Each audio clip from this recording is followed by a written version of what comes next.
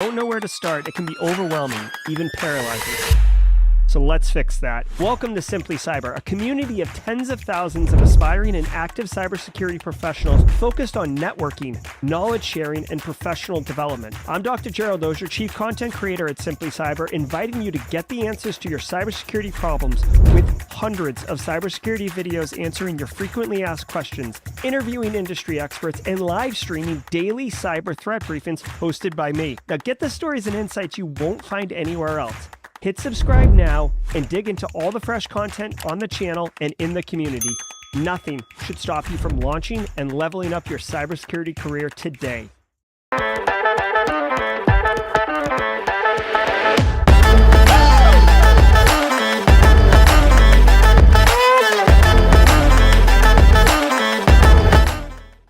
All right, here we go, everybody. Right out the gate, and there's already an issue with the bingo card. Good morning, everybody. Welcome to the party. My name is... Hold on, let me start over, because I knew the bingo card was going to be a mess. That's why I called it an alpha, not a beta, because we're straight up trying to figure this out. Good morning, everybody. Today is March 15th, 2024. Welcome to episode number 579, the bingo pilot of Simply Cyber's daily cyber threat briefing podcast. I am your host, Dr. Gerald Auger, and over the next 45 minutes, me, you, John De La Cruz, Alfredo, Arturo, Kerry, Brent B, Cyber Butterfly, Marcus Kyler, and the Yeet crew, Casually Joseph in the mod chair, DJ Bisek, Jesse Johnson rocking out in Colorado, folks over on LinkedIn like Logan Fuller, and folks over on YouTube like all you beautiful squad members coming in hot. Eric Jordan on LinkedIn. Guess what? All of us, I don't care if you got a bingo card or not, whether you do, whether you're not, whether you're on your phone, whether you're on your computer, we are all going to be shredding the top cybersecurity news stories of the day. And I'll be giving my expert opinion and analysis on each of those stories on what it means to you as a practitioner. So how can you use this information to drive cyber risk reduction for your stakeholders? Try this link. Or if you're looking to break into the industry, you're going to want to know what is going on day in and day out, not just so you can, basically being able to respond accordingly for your business stakeholders, but also there are seasons to cybersecurity and there are ebbs and flows of the industry. And by seeing it day in and day out, you'll begin to recognize those kind of meta elements and macro level shifts. So it's all about good times. Plus, guys, this show, I'm totally biased, so double check with somebody else besides me. But this show's freaking awesome, and we do fun stuff in addition to work. Work and play do not have to be mutually exclusive. You can enjoy what you do, and that's what we do every single morning here in the Daily Cyber Threat Brief. So settle in. We got a great show for you. For those who are not, let me go ahead and unpin this chat. And I'm going to say this, bingo card. We are doing the bingo card. Grab one here. Here's the deal, guys. Today is pilot bingo. Let me get through the intro, and then we'll take a minute and see what's up. Probably need to delegate management of the bingo. Okay, so guys, before we get into it, I want to shout out and thanks to the stream sponsors, those who enable me to bring cyber threat briefings to you, as well as bingo.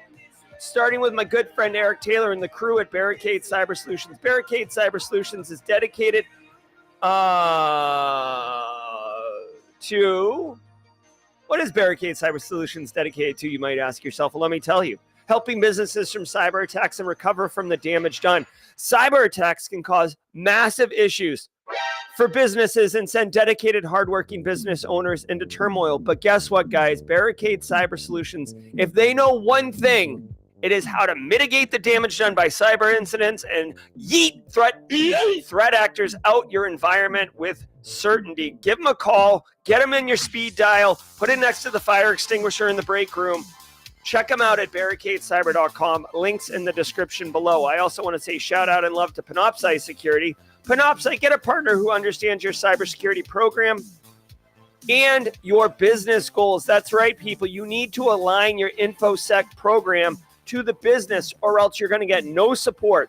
NIST CSF 2.0 introduced the govern function. Do you know why? Because the business, despite them not funding us, and despite Carl in accounting standing up WordPress sites with JetBrains on it, We are here to serve the business. So in order to be able to do that effectively, you might need some help. Panoptcy Security, they can help you. Long-term strategy, short-term tactical things like tabletop exercises, which are critical to have the business involved and fully committed to understanding what their role is in dealing with incident response. No matter what it is, straight up, Panoptcy Security can help you with it 100%. Connect with Brandon Poole on LinkedIn, Poole, Brandon Poole on LinkedIn, and Panoptcy Security at panoptcy.com. You'll love it. Also, Antisyphon training, but more about these beautiful babies and their B-Sides Fort Wayne, Indiana action coming up at the mid-roll. I want to let all of you know I don't prep or research for any of these stories. It appears that I don't prep or research for deploying bingo either. So guess what? I'm just a raw exposed wire up here. So we'll see what we get, and it'll all be good. I want to let you know each episode of the Daily Cyber Threat Brief is worth half a CPE. So be sure to say what's up in chat. Say what's up in chat and grab a screenshot. File it away on your desktop in a folder called CPEs 2024. And at the end of the year, when you need to do CPEs, just straight up count the number of files, divide it by 2, and that's how many CPEs you have. It's literally the easiest way to get CPEs that I have ever heard of. It just happens to be something that, I was involved in creating. But trust me, dude, I have an entire video on the channel. Of course, I have a video for that on how to get CPEs in a way that doesn't suck. And that was before Daily Cyber Threat Briefing even existed. I probably should take that video down and just have it linked directly to the Daily Cyber Threat Brief, because that's how awesome it is getting CPEs with this thing. I want to know if today is your first episode of the Simply Cyber Daily Cyber Threat Brief. First of all, congratulations. You picked a banger of an episode, because we are going to be doing bingo. Oh my God. I am also trying to do production stuff right now with the podcast. As expected, this bingo thing threw me off. If you are here for the first time, drop a hashtag first timer in chat. Let us know it's your first time. We have a special sound effect, spoiler alert. Welcome to the party, pal. And we have a special emote for our friends, okay? So where's my emote? Where's my emote? There's the emote. Any first timers, hashtag first timer in chat. We want to welcome you. Also, reminder, everybody, in the pinned comments, come over to YouTube. On the pinned comments is the Simply Cyber bingo card, okay? You'll get this pop up. You see it on screen. Hey, for team replay, folks, I'm sorry. This is a live action game. Hit the generate card button. You'll get directions here. Just click OK. Basically, as I say things, right, in everybody's got a different bingo card. And as I say things through here, whether it's, episode number 579. So episode number is even. That is not the case for this episode. So I would not get that bingo square. But I will say, just as an example, why don't we throw our mods a little love? Mods helping with the bingo card and with just the stream in general. So little love to the mods. Oop, mod love. Bing. So I go ahead and select that square in the bingo. If you get a bingo either across, down, or diagonal, you win. We don't have a prize or anything yet. We're just trying to flesh out how this will all work. So listen to the show. Listen for different things. There's a lot of old favorites in here. Great cash, homie. So giddy up on that. Change the link to the following. Okay. What is that? Is this the different link now? What are we doing here? Hold on. All right, hold on. Bingo card. Official, I guess. Mods, I really should have delegated this to somebody or asked somebody to help me instead of trying to do this while I'm live on stream. Replace pin message. There we go. I guess there's a new bingo card. I don't know. We'll work through it. But if you were about to get bingo like Casually Joseph was, it sounds like maybe we have a new bingo card that you have to issue. I'm not sure. We're getting it sorted out. ZMF, I'm sorry. Just you get the prize of being part of the pilot and helping get this thing off the ground. Once we get up and running, I assure you, we will have prizes. They will be fun, and it's all about good times. Okay. So the link I just dropped in pin chat will allow you to drop your name on the card so we can actually attribute winners. Thanks you, Emmanuel Dark. Hey, Hanush SR, welcome to the party, pal. We got a first timer in shout. Everybody say hello to Hanush. It's DHANUSH SR. Welcome to the party, pal. Welcome to the party, pal. All right. So we got our bingo card here. I guess this is my bingo card. I'm going to say Jerry guy. And we can play along. I think that we need an admin. There's an admin portal. So you can monitor all the cards and see who's winning. But here we go. Yep. And I can cheat because I control the soundboard. I've got the toasty top left corner. All right, guys, in all seriousness, so enjoy the bingo. Hopefully everybody enjoys it. We'll figure it out and get it sorted out as we move forward. But unfortunately, or fortunately, depending on how you look at it, we do have work to do. So do me a favor, sit back, relax, and let's let the cool sounds of the hot news wash over us all in an awesome wave. I will see you at the mid-roll. From the CISO series, it's cybersecurity headlines. These are the cybersecurity headlines for Friday, March 15th, 2024. I'm Steve Prentice. Change healthcare. AHA asks for aid, and HHS questions HIPAA compliance. Further fallout from the Change Healthcare cyber attack came in 3 forms this week. First, a survey conducted by the American Hospital Association revealed that 74% of the 1,000 responding hospitals reported, quote, direct patient care impact from the attack, with 94% stating that the attack was impacting them financially, and with half of that 94% describing the damage as significant or serious. These findings and more were then presented to the leadership of the Senate Finance Committee. This led to a request that, quote, Congress should consider any statutory limitations that exist for an adequate response from the Centers for Medicare and Medicaid Services and the Department of Health and Human Services to help hospitals and other providers minimize further fallout, end quote. This, they said, was in comparison to COVID-19, which, as a public health emergency and a national emergency, did not have statutory limitations.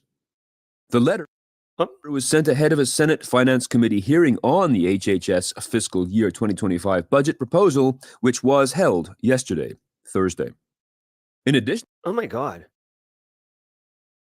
It's like a long story. To this, the Department of Health and Human Services Office for Civil Rights seeks to investigate whether a breach of protected health information occurred through Change Healthcare or through United Health, and whether this violated compliance with HIPAA regulations. All right. Fortinet warns. Okay, so here's the deal. There's a lot going on here, and I don't want to get too much into politics, but it really is a conflicting discussion to have here. Okay, so here's the deal.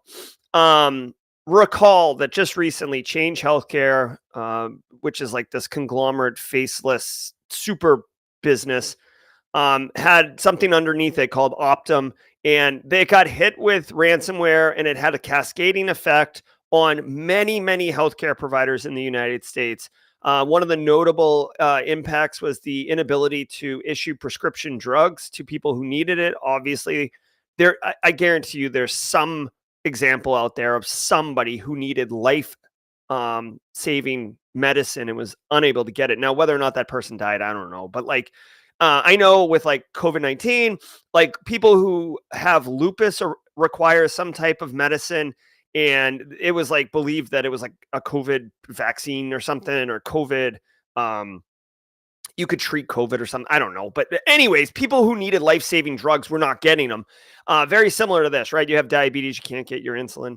So basically, this letter to Congress for congressional intervention and budget is saying, hey, the healthcare systems are so big and so integrated that they're really, really public health concerns and critical infrastructure. And if there is a massive cyber attack, there could be real impacts. Now, here's the thing. That's the deal. And they're asking for more money on top to be able to recover from a cyber attack.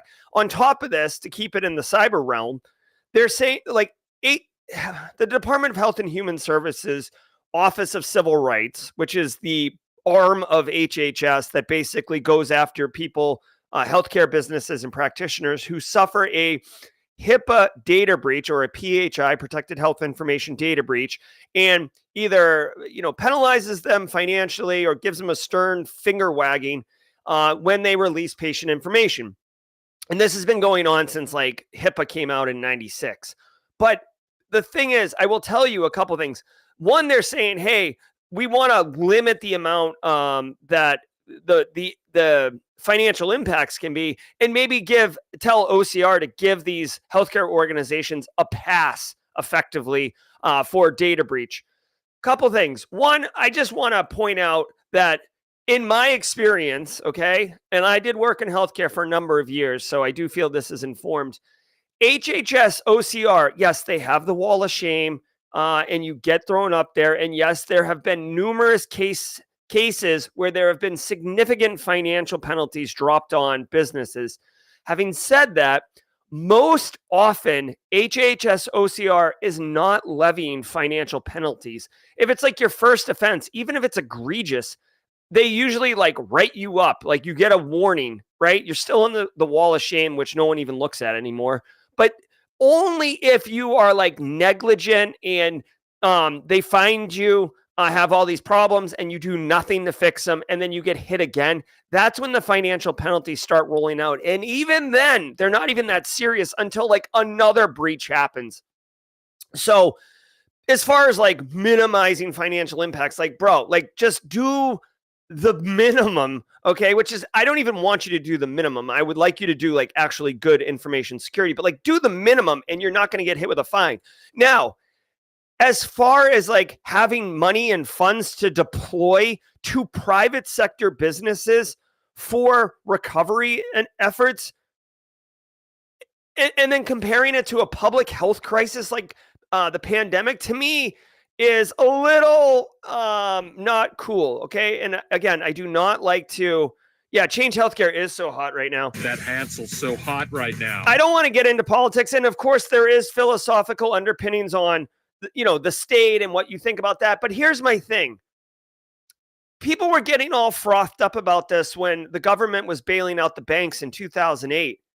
If this is the case, like, think about capitalism and perverse incentives, right? So if they pass this congressional thing where there's like this bundle of money to help bail you out if you get caught like breached or impacted or whatever, like, why are you like super motivated to like go above and beyond to protect your business, right? There's a net underneath the trapeze, right?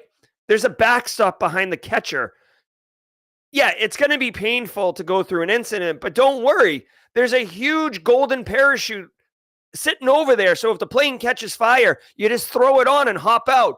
Like, that's what executives are going to see and hear. So when you're trying to do a tabletop exercise and you're like, all right, hotshot, ransomware note comes in, they're dropping files on Telegram. What do you do? And they're like, we call HHS and exercise that big bundle of money. Next question. And you're like, no, you've missed the point. And they're like, I think we're done here. And you're like, oh. So having said all that, I don't know what the right answer is. It's really, really difficult. Again, the philosophical underpinnings is like, oh, okay, so like we're going to let a healthcare business fail and then people are impacted and hurt because of that. You know what I mean? Like, there's a case to be made on both sides of it. What I would say also is that this is another, I guess, like, just at a macro level, think about it for a second. Like, careful.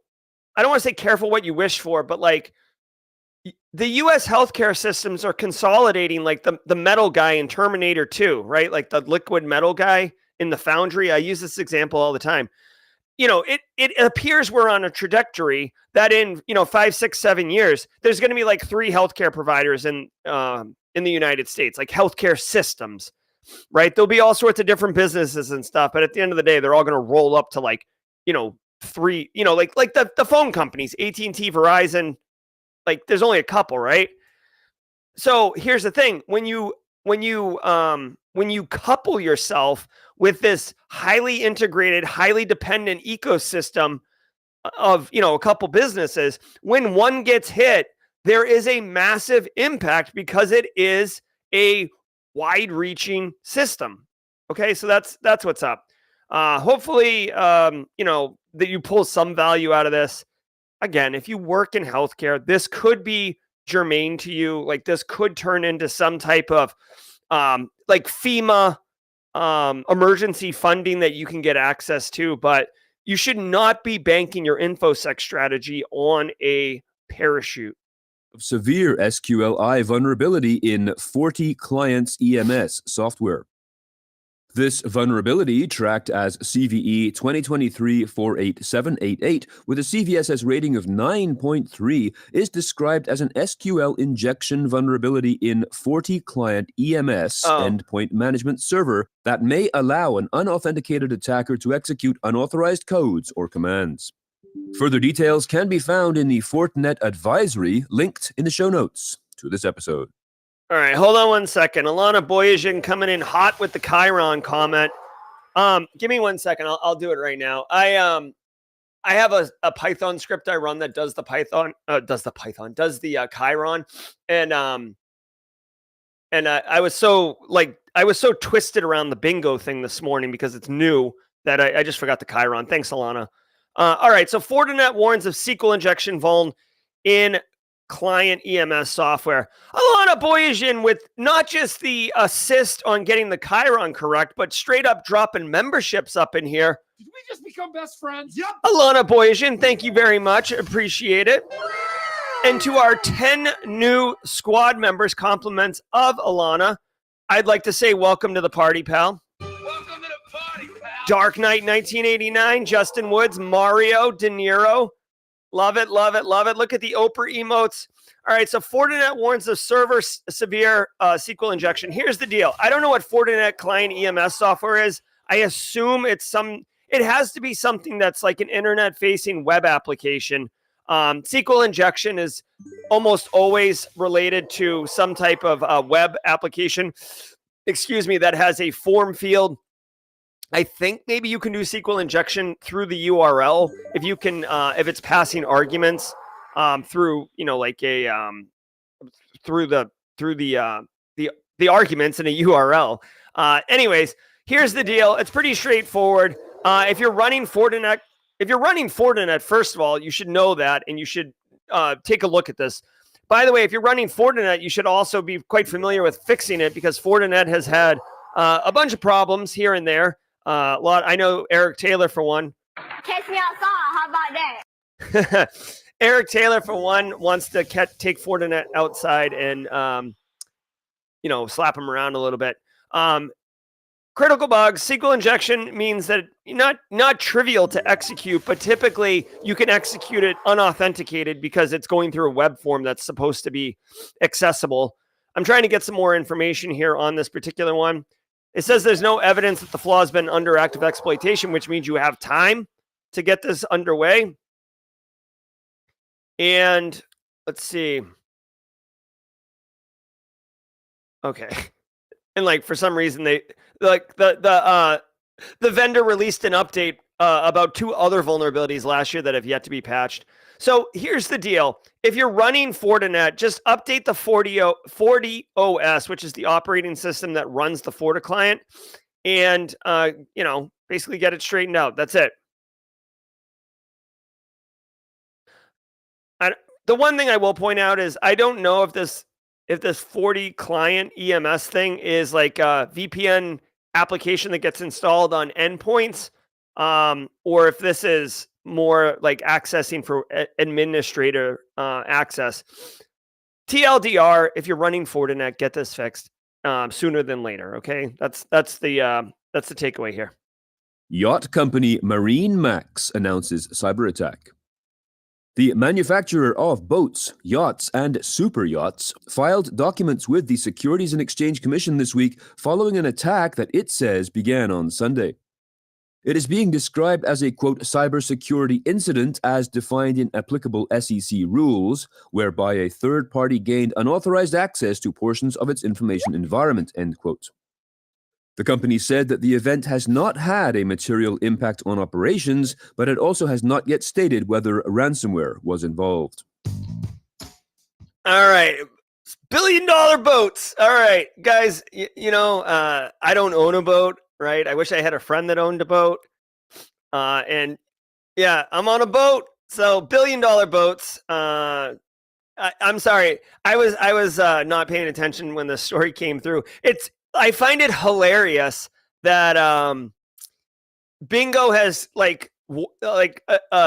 incentivized people. Like, people were like, Jerry, say this or play this sound effect, or it's really, really funny.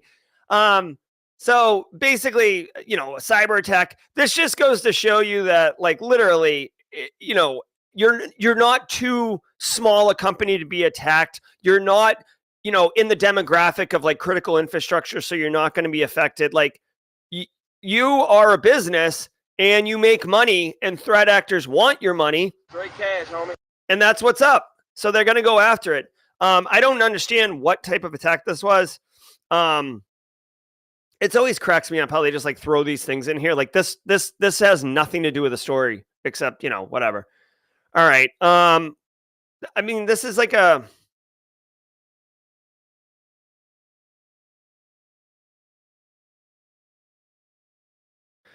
All right. So the only reason that they mention it, I guess, is because the SEC requires them to notify about this now, and a third party gained unauthorized access. So first of all, way to go, $1 billion boat seller MarineMax, for following the SEC rules. If I was making $1 billion off boats, I would comply with every rule that I needed to. Billy or Lana with the super chat. Thank you so much. Did we just become best friends? Yep. Love it, Billy. Looking good. Looking good. Okay. Guys, here's the two things you can take away from this as a practitioner. One, if you are a publicly traded company in any way, you absolutely need to know what the SEC disclosure guidelines are, or you're going to get in trouble. And really, you do not want to get in trouble with the SEC if you're a publicly traded company. That goes way beyond InfoSec, and that's straight up the business. You do not want to mess with that. Secondly, use this as an opportunity. Like, if you're getting blowback from your executive team because you're too small to be targeted or whatever, this could be a good one where you're like, are we too small? Because a boat company got hit, and, it's going to cost them $16 million or something like that. There's some numbers in the story that you can pull from. So everybody knows what a boat is. Executives, depending on where you live, might own a boat, all right? And they can kind of vibe with that. So let's keep going to the mid-roll. And now, a word from our sponsor, Vanta. From dozens of spreadsheets and screenshots to fragmented tools and manual... Oh, Eric McClellan. Looks like Friday's bingo day / gift giving day. Eric McClellan, thanks so much for the gifted subs. Did we just become best friends? Yep. For our 5 new gifted sub members. Very nice, very nice. Let's keep going. I see James McQuiggan at 35,000 feet. Security reviews, managing the... Hold on, James McQuiggan at 35,000 feet with a super chat. Did we just become best friends? Yep. Cyber criminals go where the money is. VPN and orgs working with billionaires. Why do bank robbers rob banks? That's where the money is. Gotta love the SEC's new 8K rules. Yes, we do. Requirements for modern compliance and security programs is increasingly challenging. Vanta is the leading trust management platform that helps you centralize your efforts to establish trust and enable growth across your organization. Over 6,000 companies partner with Vanta to automate compliance, strengthen security posture, streamline security reviews, and reduce third-party risk. To learn more, go to vanta.com/CISO and watch their 3-minute product demo. That is VANTA.com/CISO. All right, it is the mid-roll. DarkGate. Hopefully everybody's enjoying the bingo. I haven't seen anyone scream bingo in chat yet, but keep going, everybody.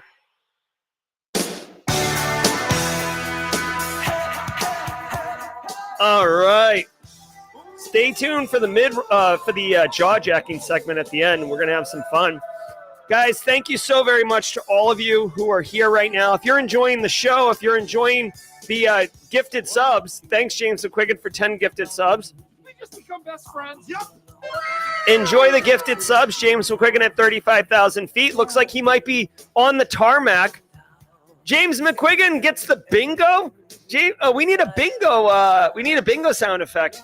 What are we going to do here?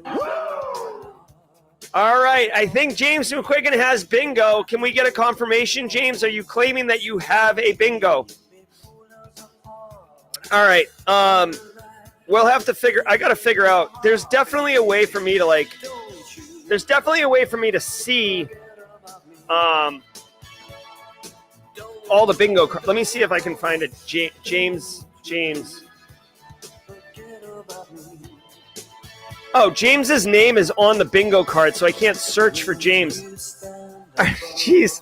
All right, we believe you. We'll sort this out. Or James, can you put like your number, whatever your like hashtag number is? James McQuiggan with the super chat, $20 super chat. Thanks, James. Bingo, pulling a DEF CON and Wild West Hackin' Fest lifestyle as I'm up very early to catch the show and see all of your smiling faces, and happy belated Pi Day. Shout out to Marcus Kyler for promoting my podcast, Cybersecurity Masterminds. Marcus Kyler of the Yeet Crew, and definitely appreciate it. Yeah, James McQuiggan's on the bingo card. At Jaw Jacking, I'll talk more about the bingo card if you guys want to know. Hey, thanks to the stream sponsors, all of you who are gifting subs and super chats, thank you. Thank you to Barricade Cyber and Panoptcy. And thank you to Antisyphon Training, guys. Let me tell you really quickly, Antisyphon Training is disrupting the traditional cybersecurity training industry by providing high-quality, cutting-edge education to everyone, regardless of financial position. They offer their students the opportunity to practice what is taught, learn from industry pros, and engage in a fun, interactive educational experience. I want to call your attention to this. March 18th, so just a few days from now, John Strand will be teaching Getting Started in Cyber with Black Hills and MITRE ATT&CK. This is a no-nonsense, straight to the heart of what matters course. 4 days, 4 hours a day. Even if you can't attend all of it, I would strongly encourage you check it out. You can take it for $0. That's right, $0, and learn from an industry expert. I love John Strand. I'm wearing a John Strand shirt right now. This guy inspires me. I know he'll inspire you. Go check it out if you got the time. It's totally worth it. All right. Simply Cyber Community Challenge. Every single day we pick a new baton holder. I don't know who has the baton today, which is sad because there's so much going on. I'm in a hot mess right now. But whoever has the baton, please tag somebody. Everybody else, I would love for you to listen up. If you want to blow up your professional network in a meaningful way, it's very easy. Go on to LinkedIn. Use the hashtag Simply Cyber Community Challenge. Just search for it and connect with the people in the chat. Oh my God. Connect with the people who are posting with this hashtag and comment on their posts. Connect with the people in comments. If you have the baton, please tag somebody right now. It's a white. Thank you, Jenny. It's a white. Please tag somebody. It's a white. Please tag somebody with the baton, and we'll keep the baton going. Literally, guys, 5 minutes a day. Blow up your professional network on LinkedIn. Every single day of the week has a special segment. Fridays is Bingo Friday, and James McQuiggan at 35,000 feet. Grayson's Joke of the Week presented by James McQuiggan, and we got some good ones today. It was Pi Day yesterday, so let's go ahead and get into that. What's wrong with the equation pi r squared? Pies are round and cakes are square. Oh. All right, James wants us to know why we shouldn't eat too much pie. Why should we not eat too much pie? I think it's fairly obvious, James, right? I got to keep an eye on my waistline. Well, you'll end up with a big circumference. So we got some math jokes in here.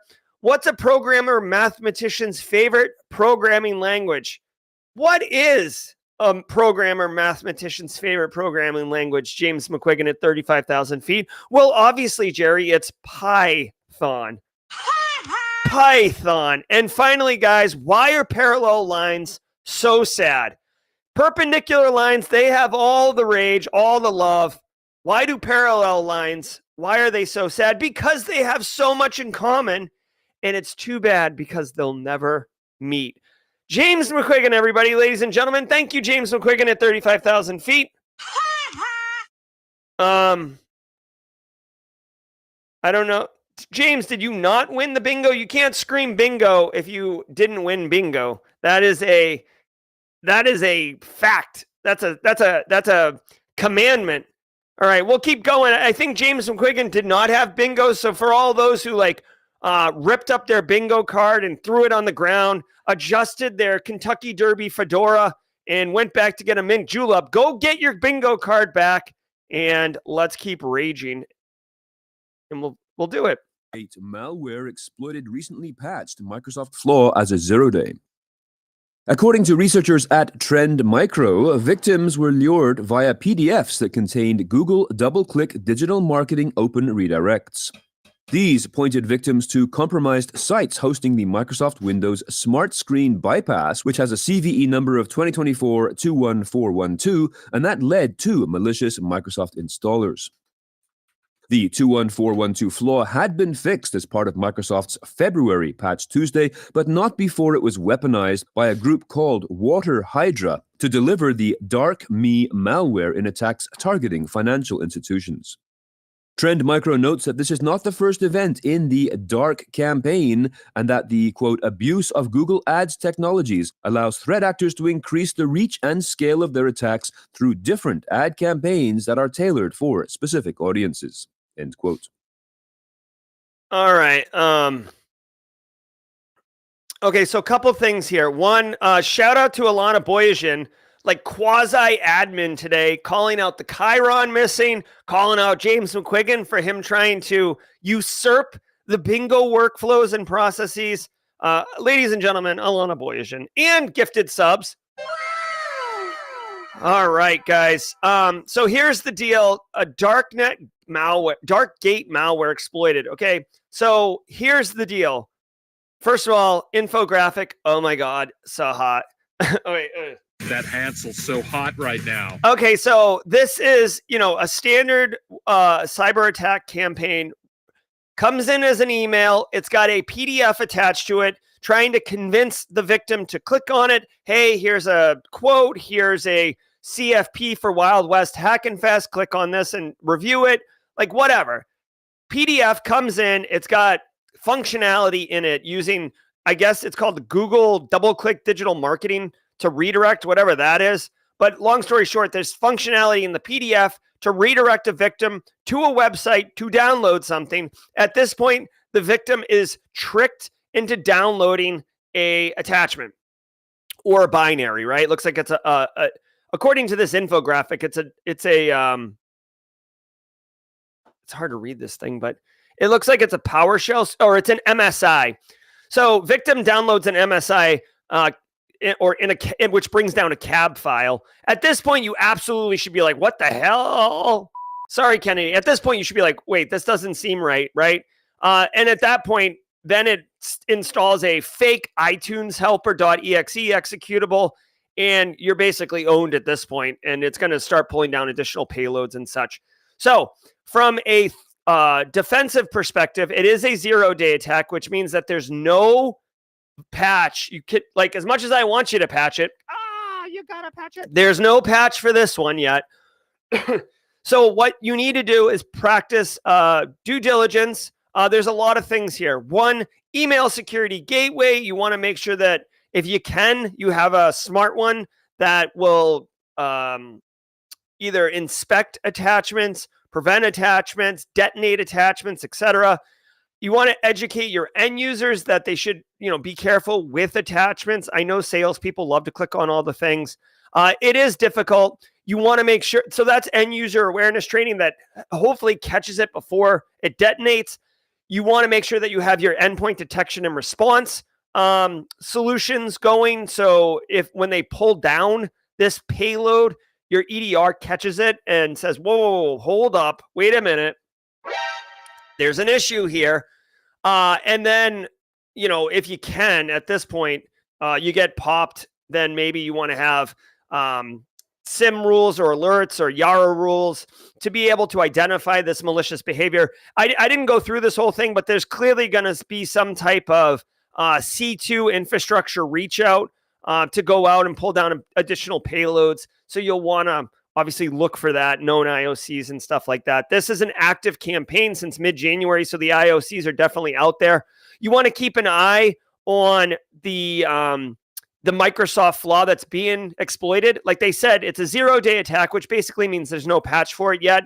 So here's the thing, because it's actively being exploited, this should elevate your risk profile as to, holy crap, I got to make sure that as soon as the patch comes out for this one, I prioritize getting it patched. This is not a, let's wait until, Monday and roll it out, yawn, like active exploitation.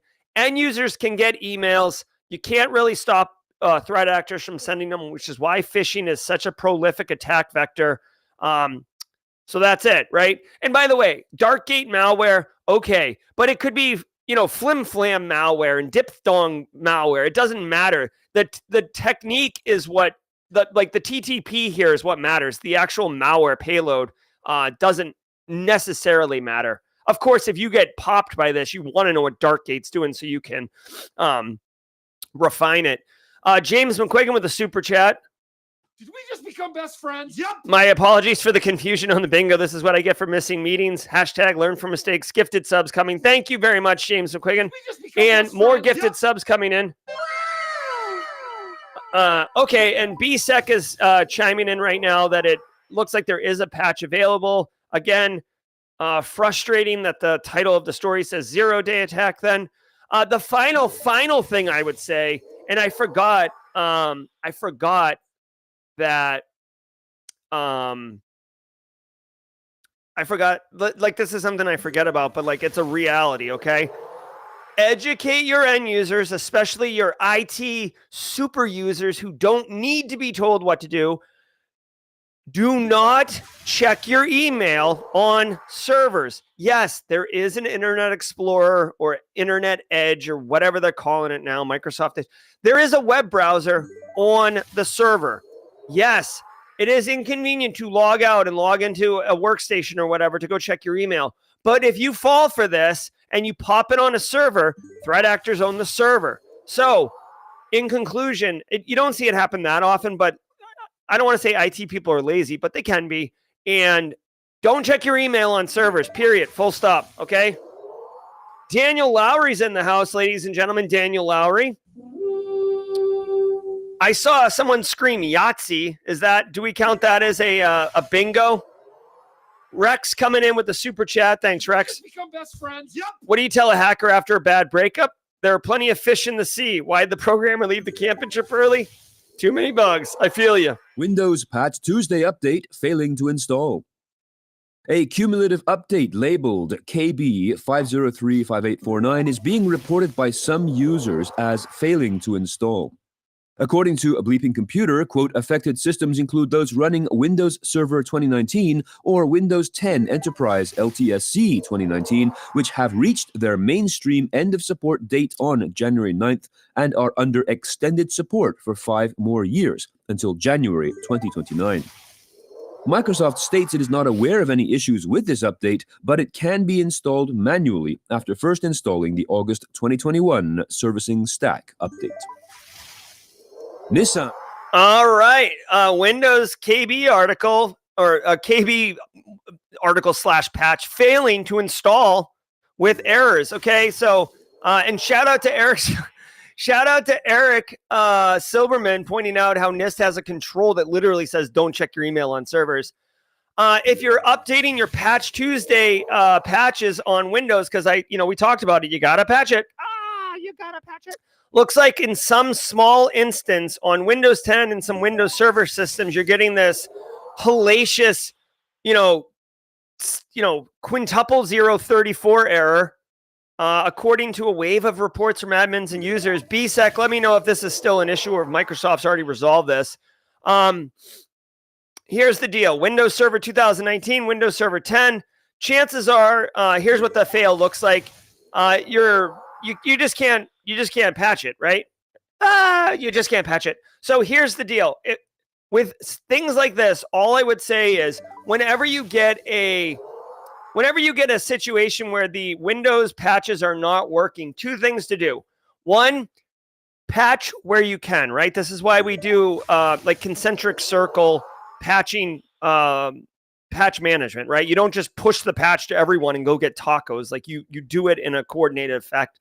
This will install in some places. So if you can still get 75% of your infrastructure updated with the patch, then do it. Obviously, like, don't let perfection get in the way of progress, even with patch management. Microsoft regularly, whenever this issue happens, Microsoft will work to get this resolved and push out an updated version of the patch that will apply to these individuals. In the interim, if your Windows Server 2019 that is unable to take this patch happens to be like internet facing, or it's a mission critical application, typically Microsoft will provide workarounds to help prevent exploitation of that vulnerability. Also, you'd want to check of like whatever vulnerability this patch is addressing, whether or not it's being actively exploited, because that'll change your risk calculation on how priority it is for you to like get on top of this or even pull it down, right?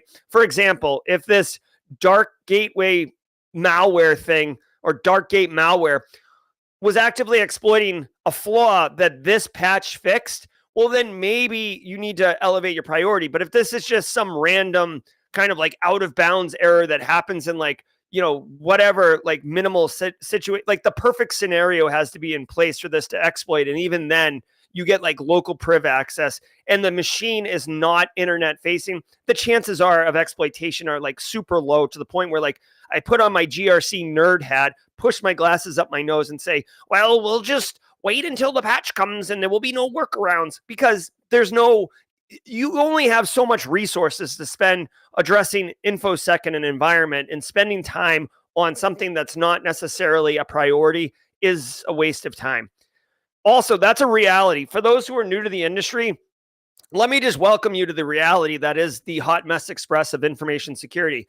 We have limited resources, so you can't solve all the problems. You can't fix all the problems. You can't put out all the fires. You just have to find the hottest, biggest fire and work on that one. And like, while that one's being addressed, you can put out some fires over here, but you will definitely have trash can fires behind you that you know about that you just won't be able to do anything with. And that's okay. This is the chaos that we live in. Welcome to chaos magic, where InfoSec pros live. And it now confirms data breach from December attack. Following up on a story we covered last December, Nissan Oceania, which covers its services in Australia and New Zealand, has now confirmed that information belonging to 100,000 people was stolen and released by the Akira ransomware gang. The data, which varies by person, does include PII and in some cases tax file numbers, driver's licenses, and passport numbers belonging to some current and former employees, as well as customers of Nissan, Mitsubishi, Renault, Skyline, Infinity, LDV cargo van, and Ram dealerships in the region. ChatGPT plugin vulnerability. All right. So Nissan got breached a little while ago. We talked about this. They're basically a manufacturing company, right? They make hot cars. I personally have a penchant for the Datsun Z series, the 240, the 280. The 260 can take a hike. That was a mistake. But the 280, looking good. You get the louvers on the back. You got those cupped headlights. Oh, yeah, that's good. So Nissan basically got hit. Akira came out. Akira's definitely come on the scene as a top tier threat actor. I would put them as a tier 2, pushing to be promoted into the tier 1 realm of ransomware threat actors. Obviously, with Black Cat Alfie doing their exit scam and Lockbit being taken down, they may be relegated to the Bush League and Akira promoted. Got to have someone at the top of the mountain. 100,000 people infected or data compromised. Employees, passports, driver's license. Don't worry, though, former employees of Nissan. Nissan takes your security and privacy seriously. Here's 2 years of identity theft. Thank you. Be sure to check out our 2025 models of Nissan Xteras. So this is a straight up normal ransomware story. Like I hate that it's become so normalized, but that's the deal. Threat actor got in, threat actor exfilled data. Company says they're investigating. Threat actor publicly releases the data. Company issues a statement on their website, sends out identity theft protection. Maybe they pay the ransom, maybe they don't. Threat actor group makes some money either selling it. Oh, here's your free identity theft course.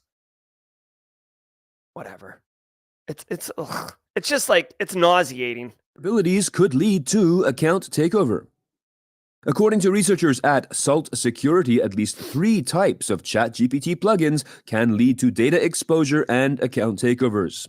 ChatGPT plugins are extensions that tailor the technology with additional features such as search capabilities, text analysis tools, and interaction with services including GitHub, Google Drive, and Salesforce. These connections, along with the agreement that users click on to install the plugins, are naturally the key entry point for the vulnerabilities. Hold on one sec. So a couple of things. One, Marcus G said Lockpick is back active. Interesting. We'll have to look into that. We saw a story yesterday about Lockbit, but a little bit of research indicated that it was late January when that victim organization got hit, which was like 7 days prior to law enforcement cracking down. And if you got law enforcement on your bingo card, here you go. Regulators, mount up. So if Lockbit's back up, Marcus, that would be wildly interesting. We'll have to investigate that. Maybe a jaw jacking. Where's my Chief Wiggum? All right. So researchers found multiple flaws in ChatGPT plugins. There's a huge ecosystem of ChatGPT plugins. And you can see here, plugins are powered by third-party apps that are not controlled by OpenAI. Guys, 100% threat actors are going to do this, right? Several types of vulnerabilities that could lead to data exposure and account takeover. So they haven't even said malware yet, okay? Hold on one second. What is this? Why are we here? I'm going to actually take a hot take here. Give me a hot take. Hot take. Give me my where's my tinfoil hat and my spicy emote? All right, hot take coming in hot. So here's the deal. First of all, I've got 2 points. One, ChatGPT plugins are all the rage. There's like a plugin store. People love it. I use it myself for Canva and Midjourney, like in a couple other ones. Like, they're good. It's cool. Hey, extend the crap out of it. But you should be aware that it's very easy to get these plugins activated, especially if you pay for it. And people like Carl in accounting, they are going to do this. So you can't stop your business stakeholders from doing ChatGPT things, okay? So all you can do, and I would strongly recommend this, is give them guidance, right? You can't keep your teenager from drinking beers, but you can, or smoking, well, back in the 80s, smoking butts or whatever, but you should educate them. Like, hey, listen, I know you may or may not be drinking beers, or I know you may or may not be installing ChatGPT plugins. I learned it from you, Dad. Just because I install Midjourney plugins doesn't mean you need to. Anyways, I digress. That was like an 80s drug ad PSA for those who are paying attention. So educate them on the risks of it, and be mindful that anything they stick into these tools could go public. And by installing third-party software outside of ChatGPT, you're exposing your endpoint or your computer and everything you type into it to risk. So you just want your end users to take a beat before clicking on install all the things like WordPress plugins, like ding, ding, ding, ding, ding, ding, right? Second of all, and here comes my hot take, okay? If I was a threat actor, okay, Threat Actor Academy, right? Let me put on my professor hat for Threat Actor Academy, which by the way, it's not fair that I'm playing bingo, but I definitely have Threat Actor Academy on my card. If I was a threat actor, I would absolutely develop a sick plugin, and I would have the third-party installation be my malware, and I would have everyone run my plugin and download my malware. ChatGPT is so That Hansel's so hot right now. ChatGPT is so hot right now. Hundreds of thousands, millions of people are clicking on all the things. Hey, here's a super sick plugin that will guarantee get you a job. Here's a super sick plugin to take your crypto gains to the next level, right? Let's do crypto stealers again since crypto's back in vogue again. I'm a crypto evangelist. I love it, love it, love it. Right? So, dude, this is what I would do. I guarantee you, I will bet money that matters in the next 6 weeks. There's something about a ChatGPT plugin pushing malware, right? Because who's vetting the store, right? OpenAI is, but they have a perverse incentive, right? Straight cash, homie. They have a perverse incentive. Okay, obviously, people with the bingo cards want the. Shall we play a game? OpenAI has a perverse incentive to get all the plugins because they want more people to put more money into the platform to get all these plugins. It is a rich ecosystem, and the value of the plugins is basically a direct correlation to how many they have, how many people are using them, et cetera, et cetera. So, like OpenAI, I don't know what their vetting process is for plugins, but threat actors are going to be able to weaponize it, and I guarantee you that's what's happened. Marcus Kyler with the bingo. Nice job, Marcus Kyler. Winner, winner, chicken dinner. I guess this is our de facto bingo sound until further notice. All right.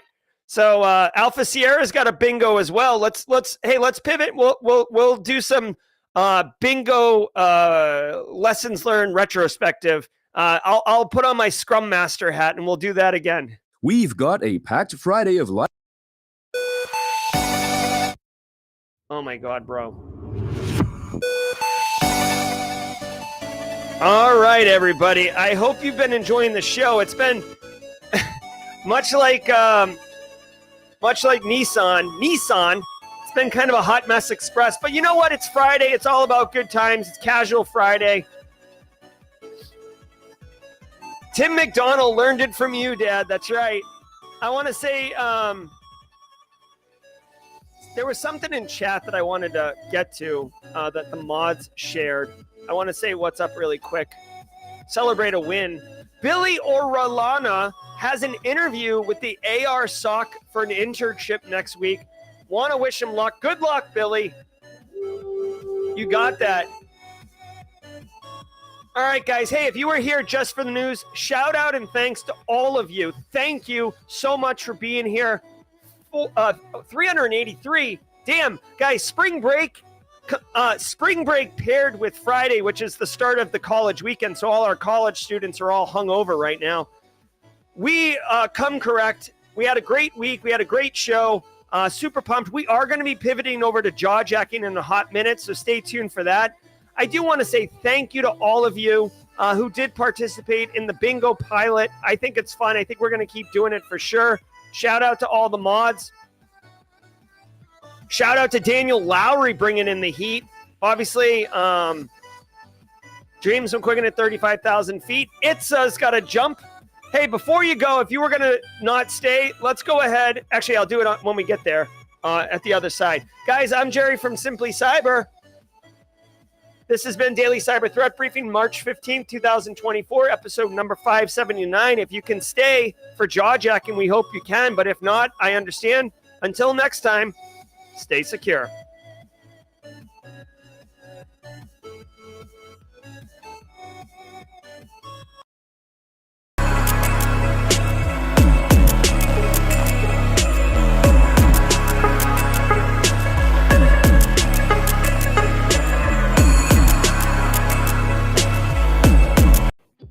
Hey, what's up, everybody? Welcome to Jaw Jack, and I am your host, Jerry Guy, coming hot off the heels of Simply Cyber's Daily Cyber Threat Briefing with that nerd, Dr. Gerald Auger. What we're going to expect for the next 30 minutes is just kicking it with the community. Ask me anything style if you got any questions about industry.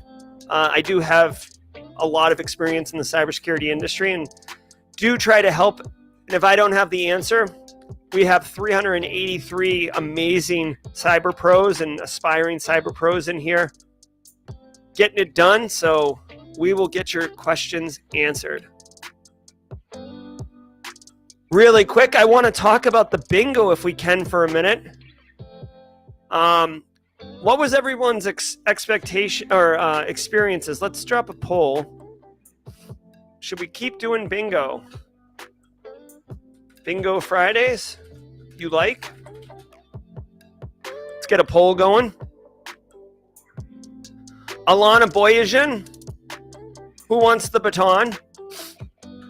Hey, oh, by the way, if you decided to stay for jaw jacking, I would love to gift some memberships. Very inspired. Wait, that's a chat milestone. How do I give gifts? Oh my, I guess I just have to. All right. 13 lucky number. Thanks to all of you amazing people.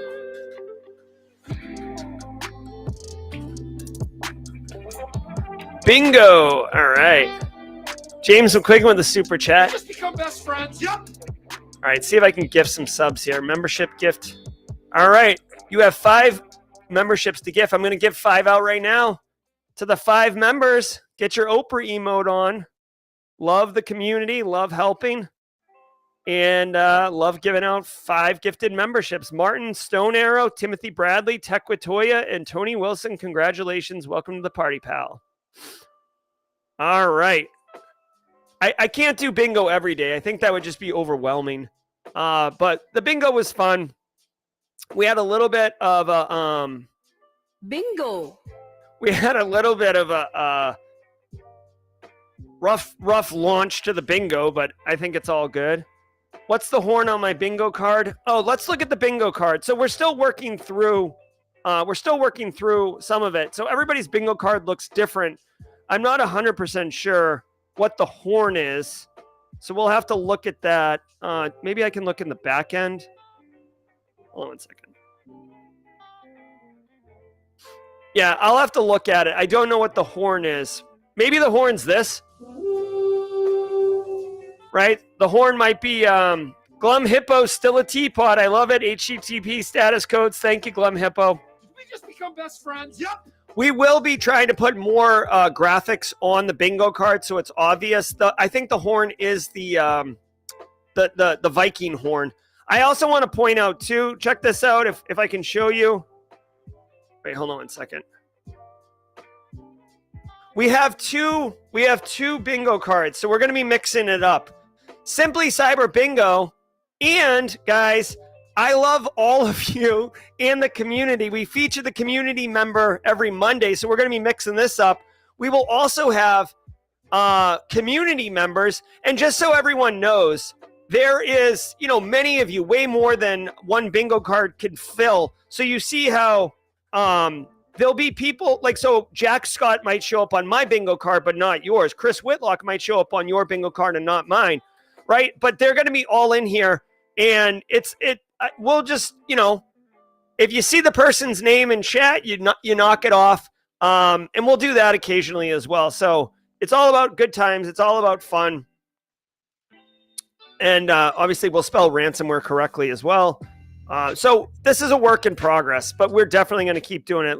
Looks like only 8% do not want to do bingo on Friday. So overwhelmingly, the community is all in on the bingo. So for those who do not like it, understood. Okay, so Alana Boyajian thinks the Simply Cyber marker could be darker. Okay, we can do that. We can definitely do that. Taking feedback on that. What else we got here? Bing. Okay, yeah, no, perfect, Alana. I agree 100%. Yeah, maybe we'll do it. We'll do it first Friday of the month, kind of a way to kick off the new month, instead of doing it every Friday to not overwhelm everyone. It is a little distracting. And like I missed a couple things, so maybe we'll do it twice a month. I don't know. We'll see, guys. We'll see. But we're definitely going to do it more.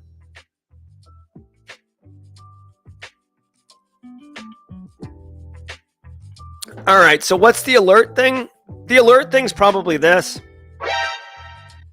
the Metal Gear Solid sound. We will. Here's the thing. I want the bingo to be inclusive. I don't want it to be, inside joke exclusive type stuff. It should be things that are, either easy for first timers, right? We got some first timers in chat. We want to make sure that we do that. Emmanuel thinks First Fridays are good too. I like that. Yeah, I probably do need a bingo mod. I thought I was going to be able to do it and produce.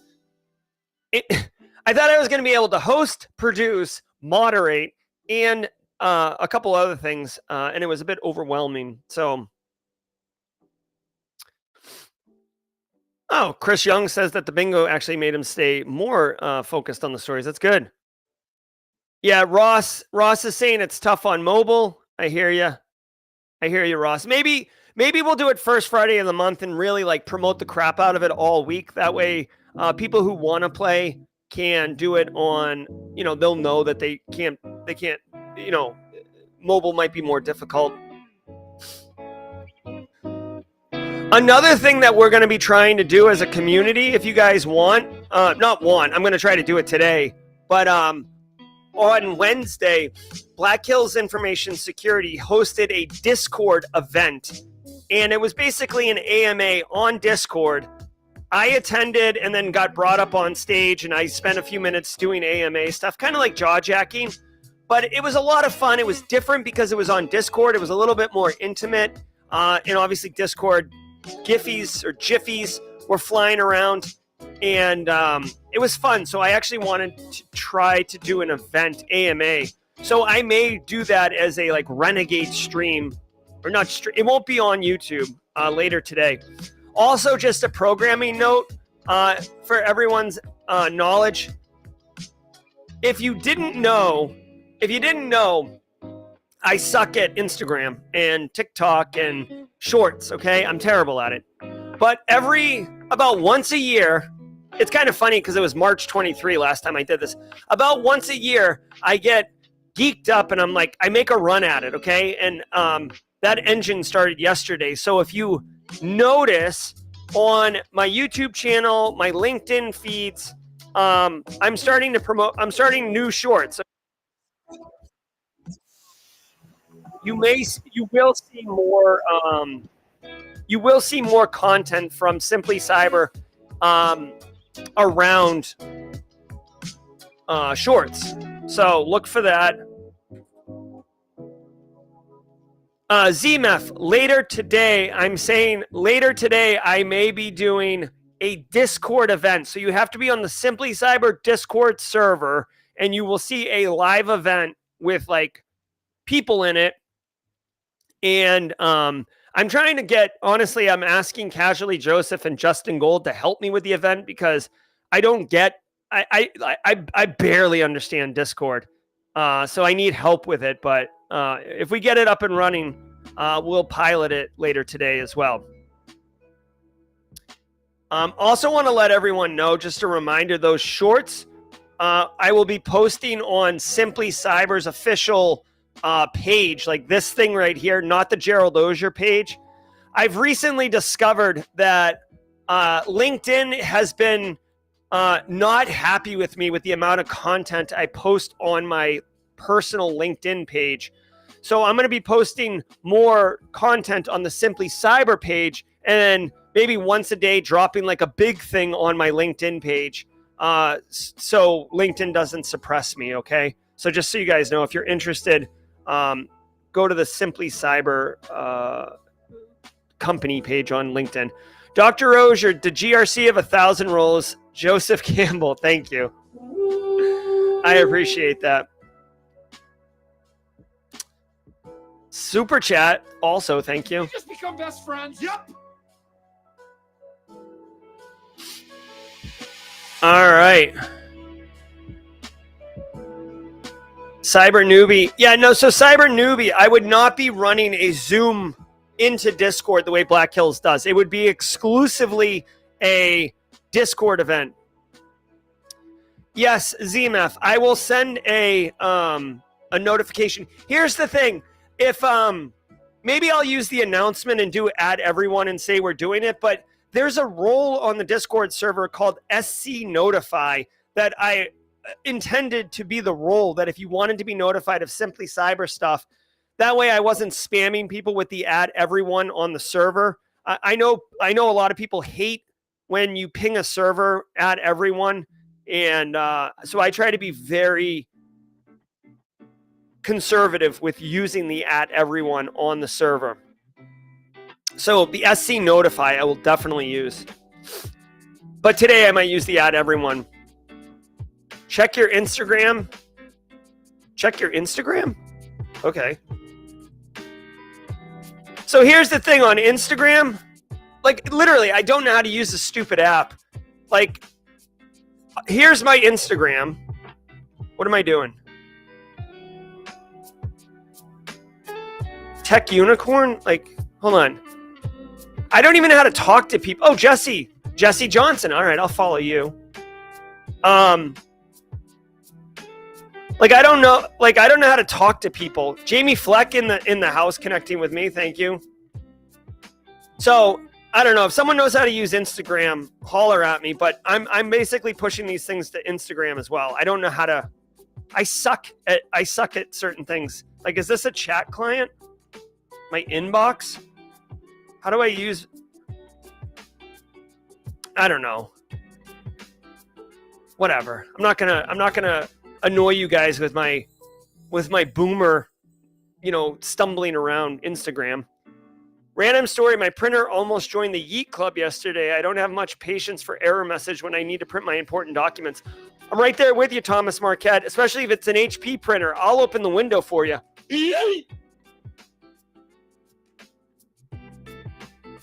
Oscar Navas says, I joined this section of your stream a bit late and heard you were talking about the bingo. How do we play? Are you using inside jokes that a newbie can get? So Oscar Navas, yes. The bingo, there was a pinned comment for the bingo. You can see it right there. We're going to end up doing it, I think, first Fridays of the month. So the next one would be in April. And essentially, there'll be a card that you get. And it should be fairly clear, like,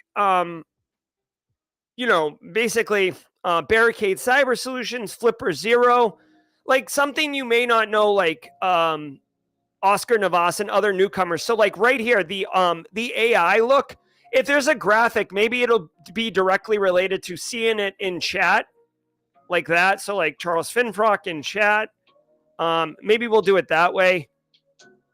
I would almost ask people, like, when we are doing the bingo, if you feel that it's inside jokey, let us know. And I want to adjust it and make it. For me, guys, inclusion is like a core value of Simply Cyber. So I'm not interested. The bingo's fun, but I'm not interested in newcomers being like, oh, this must be for the regulars. And I'm going to leave because I don't feel like I'm part of this. That's not what we're doing here.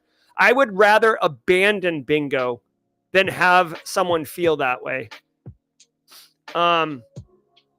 Chuck in the house says, I'd love to see a mod episode for a Thursday fireside chat. All mods who can attend and speaking about things they love in our community, where they'd like to see it grow and develop into.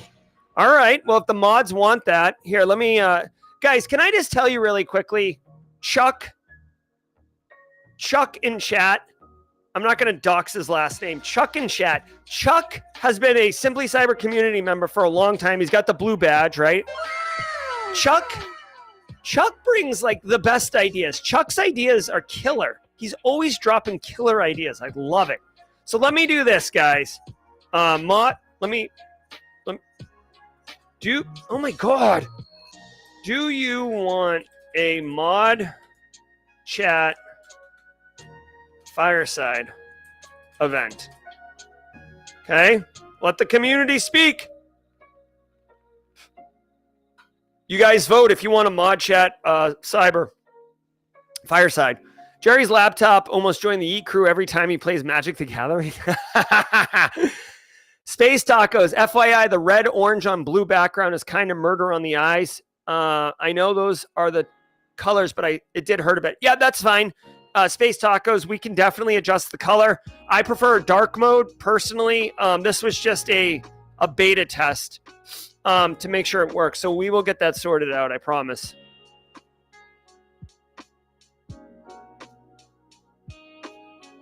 I think, do the mods want a mod show, really? Jenny Housley. Yes, Chuck is the creator of the Simply Cyber Community Challenge, 100%. Chuck is that. Chuck's heavily involved with the weekly on Monday newsletter. Also, Chuck's just a great person, guys. If you ever get a chance to meet Chuck in person, he might be Chuck, you can self-identify if you want. He may be a member of one of the Simply Cyber local meetup channels.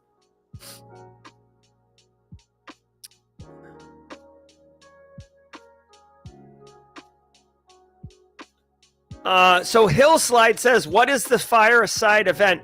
So Hillslide, every single Thursday at 4:30 p.m. Eastern time, I have a long form 1 hour live stream podcast called Simply Cyber Live. It's different. It's like a Joe Rogan experience. Like, it's not the daily threat briefing or AMA.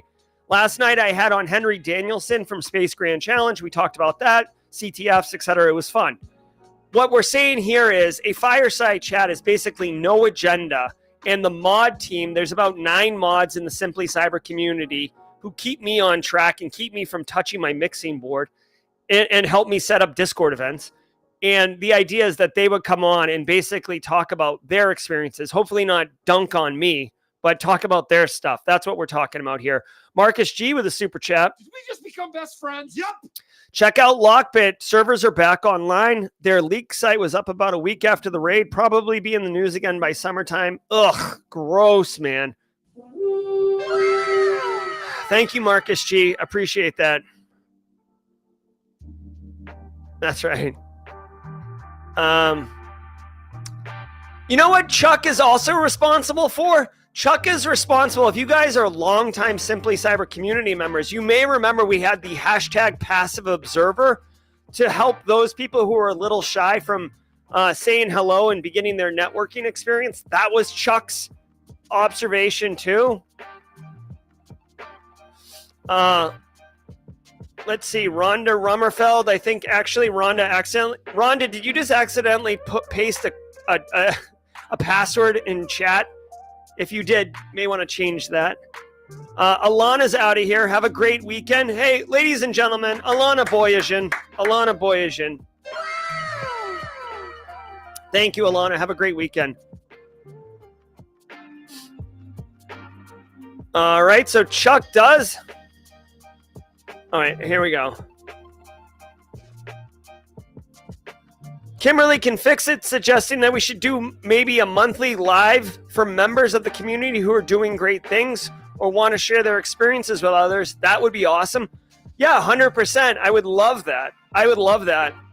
In fact, one idea that I've been tinkering with is, we have other shows on the channel like Two Cyber Chicks, Cyber Starters, although that's going to spin off onto its own channel. A couple other things. This could be a fun show, like highlighting it. I don't think so here's the deal. Kimberly's idea, I don't know what you mean deleted her comment, but, oh, I see the password one. So here's the deal. If you guys would be interested in a live for community members to share what they're doing, we could totally do that. I might ask for a volunteer to host that podcast. I'm certainly open to facilitating it and providing the Simply Cyber platform for reach. But I don't know if I can. I don't know if I can commit to another recurring podcast right now. It's pretty nuts. Mod chat, fireside event. People like the idea, so we will definitely put that on the board. I love the idea. This Jawjack and AMA is really all about community. Love it. I'm happy to answer anyone's questions for sure, though. You know what I mean? I'm jumping into the the password shenanigans.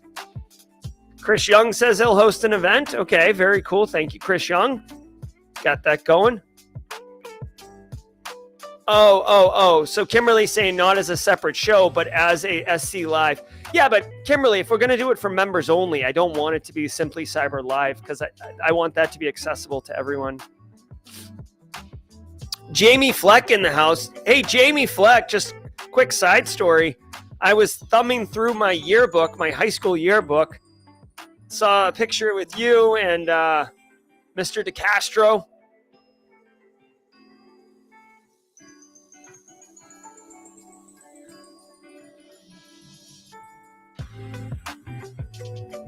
So Austin Fraley says, what do I need to do to join Simply Cyber on LinkedIn? I think, Austin Fraley, all you have to do is go to like the Simply Cyber. See, the thing is, I'm like logged in as a mod, so I can't show you what the look is. But I just go look for @Simply Cyber. Here, I think if you go to my personal, hold on. If you go to my YouTube, my LinkedIn account, right, and you look at where I work, you could see like one of the top ones is this right here. And I think if you like click on this, like as a business, it'll take you to that profile page and you can just connect there or follow there or whatever. Also, since I have 250 invite connections, I'll just spam 250 people and I'll spam 250 people and we'll go there. All right. Space Taco's got to get to work. 269 people here. Hey, really quickly, an update on Cyber 101.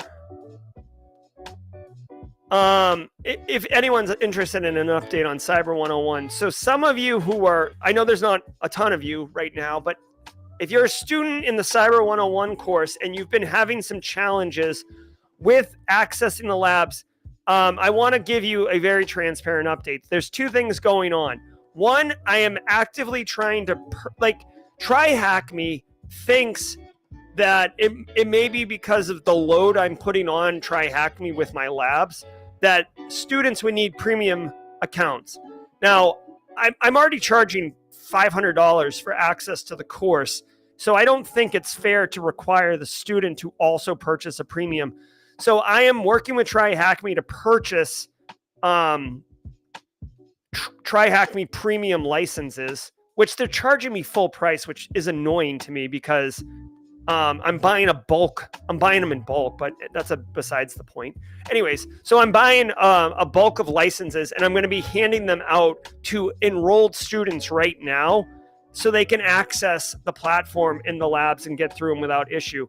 Also, I'm in conversation right now with another company to completely migrate the entire lab infrastructure to this platform. And then it would be dedicated resources. I'd have direct access to the engineers. The onboarding and experience would be much different. And but it's like migrating an entire lab infrastructure to a new platform is not trivial. It's actually an ass load of work. And unfortunately, really unfortunately, I'm going to have to record new videos for all the labs because it's going to be in a new environment, which totally sucks because I thought Cyber 101, I thought I was done, but it pulls me back in. But anyways, I'm committed to making that course a wonderful experience for students, and I just can't have issues with the labs. It's unacceptable, and the price for 6 months of premium access for every single student is not. It's expensive, so I'm like cutting a check for a couple $1,000. So I'm working on it. I'm looking into it. Please let you know that I am not paying you lip service. I'm actively working it. Okay. That's an update for Cyber 101 students. Jose Alfredo saving up for Cyber 101. Thank you, Jose. I appreciate it. Did we just become best friends? All right. John Brock. The community challenge has been incredible. It's 100% worth doing. I've added 70 connections in the past 2 days. Still streaming in. Thanks, John Brock. And let me know, John, I know you're already in the industry, if your LinkedIn feed is improved as well. That's really the two things that I think are, yeah.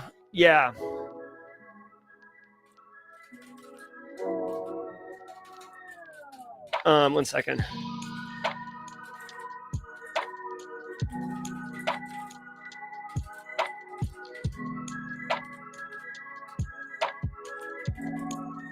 All right, Space Tacos. Jerry, you once mentioned a project that treated the student like an intern doing a risk assessment. Is this going to be a separate course? Just want to make sure I'm remembering.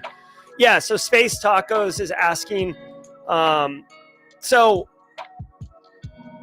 it will be a separate course. It will be an unbelievable banger. It's going to be called Enterprise Risk Assessment Apprenticeship, and I'm going to be filming it in the late summer, early fall. I have a company on board that's going to allow me to do an enterprise risk assessment, and it's going to be like a simulation learning experience where I have to find a cinematographer. I'm going to have to pay some cinematographer to follow me around, and we're basically going to be talking to the camera as if it's the student. I've just hired you into my company. And if you don't know, I do have a consulting company that does do work. It's called Coastal Information Security Group. You'll be hired into the company, in a simulation, right? And I will show you the whole thing from pre-sales to contract to engagement to executing logistics and planning coordination, emails, phone calls, on-site interviews, data collection, data analysis, reporting, and project closeout. There'll be lectures, and then there'll be which is like the theory, and then there will be like the actual videos of me executing. It's going to be an unbelievable course. Honestly, I don't typically talk myself up or talk my stuff up, but I am super amped about how that course is going to turn out. I have a vision for it. I think it's going to be super dope. Nerman says, thanks for the Cyber 101 update. You're welcome. Actually, Nerman, I'm glad you're here in chat. I've actually asked, before I spend the level of money that TryHackMe is wanting me to spend, I actually asked them for one premium account. And I wanted to give it to you, Nerman, for you to, because you've been kind of beta testing it for me. Thank you. I wanted to give you the premium membership, Nerman, and just have you validate that you can access the phishing lab, the audit lab, basically all the labs. And because once you say, yes, I can do it, Jerry, then I'm going to pull the trigger on procuring all those licenses and then I have to hand them out to all the students and explain how to use it. So I just want to get it right.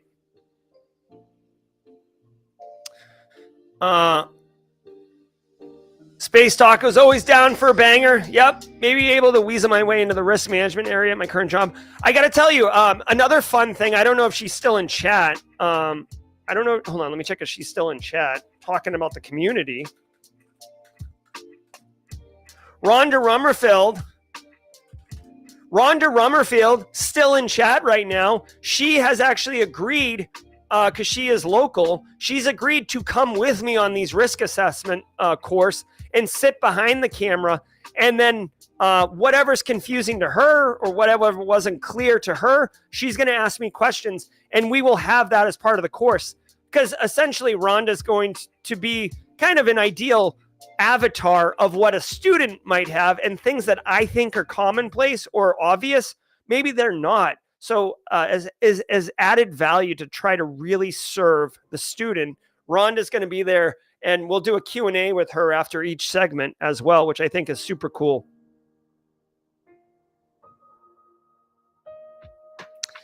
Yeah, Gary, sorry, buddy.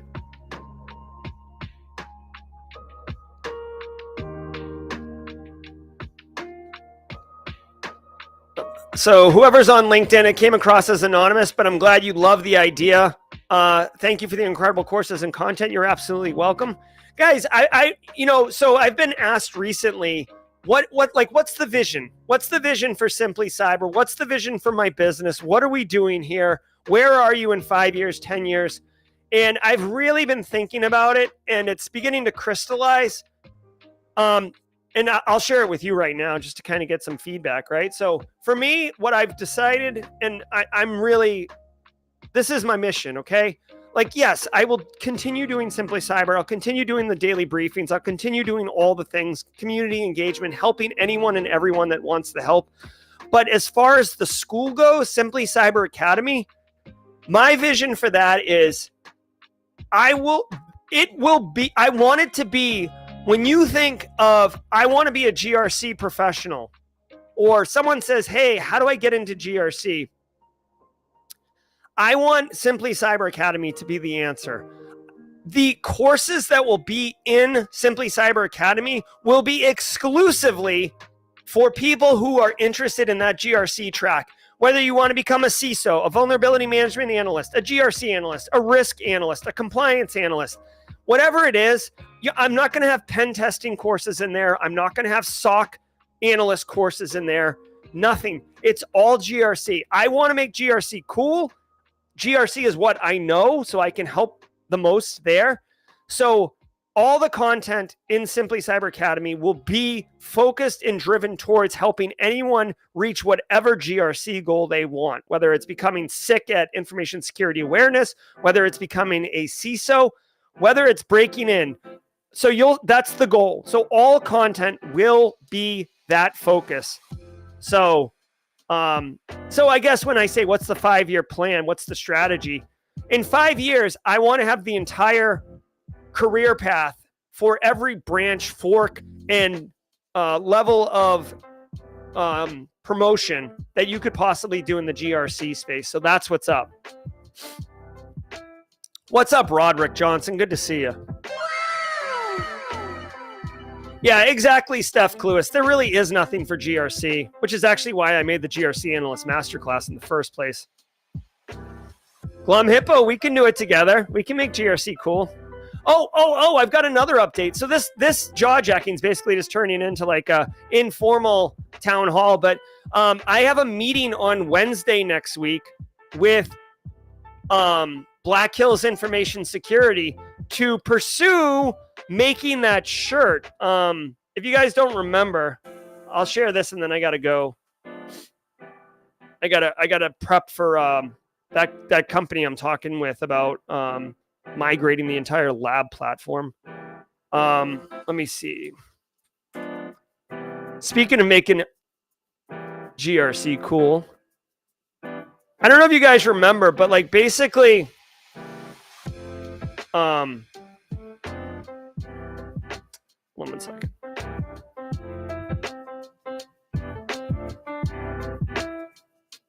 Hold on one second. I'm trying to like do this.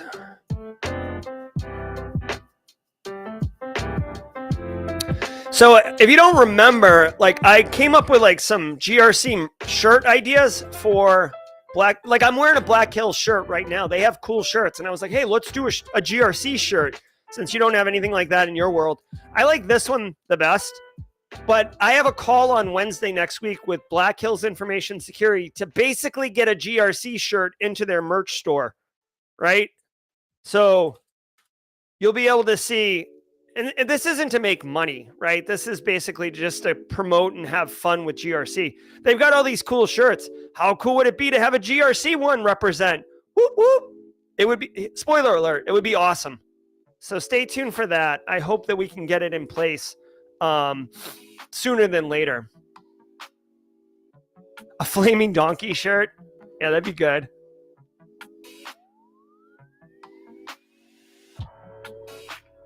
You're welcome, Ross. Blue badge. I will tell you, using TCM Academy as an inspiration, maybe one day having a GRC certification that is like practical and means an A load would be really, really cool. But my thoughts are very fuzzy on how that would work and what that would look like. So I can't promise that yet, but I do believe that I could make a GRC cert that means something to professionals who have it and expectations that employers would have with it.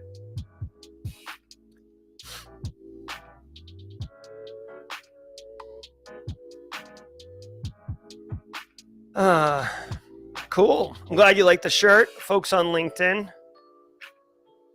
All right, guys, we're at time. I want to thank all of you for being here today, the 230 of you hardcore Simply Cyber community members. Remember, Wild West Hackin' Fest CFP is opened, so if you want to speak at Wild West Hackin' Fest, I know it's very difficult to get to, but it's a super awesome conference.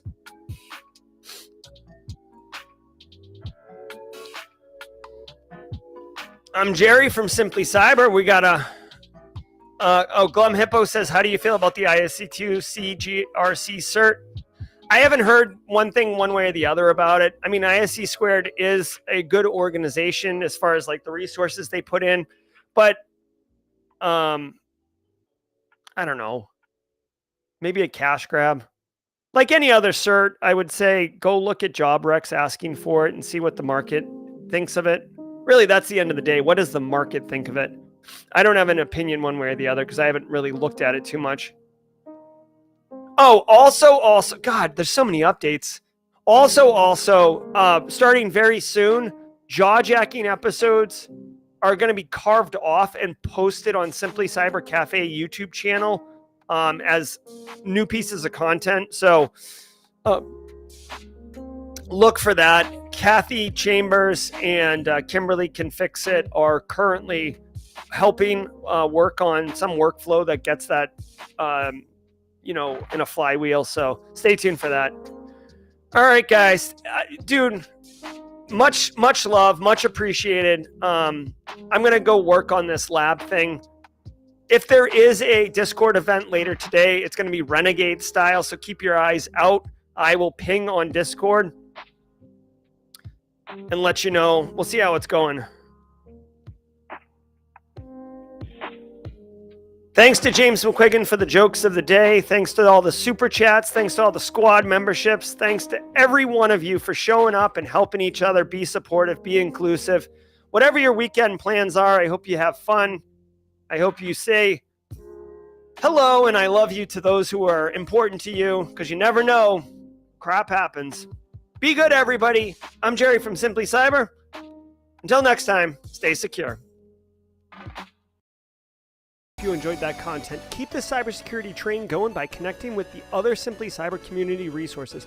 We have the Discord server that's lively and always keeps the conversation going. You can connect with me directly on LinkedIn. And also every single weekday morning on the Simply Cyber channel, we're doing live daily cyber threat briefings, 8 a.m. Eastern time, as well as Thursday at 4:30 p.m. We're doing live stream interviews with industry experts, and we produce videos that we push out every Wednesday morning. I'm Jerry from Simply Cyber. I hope you enjoyed the content, and we'll see you in the next one.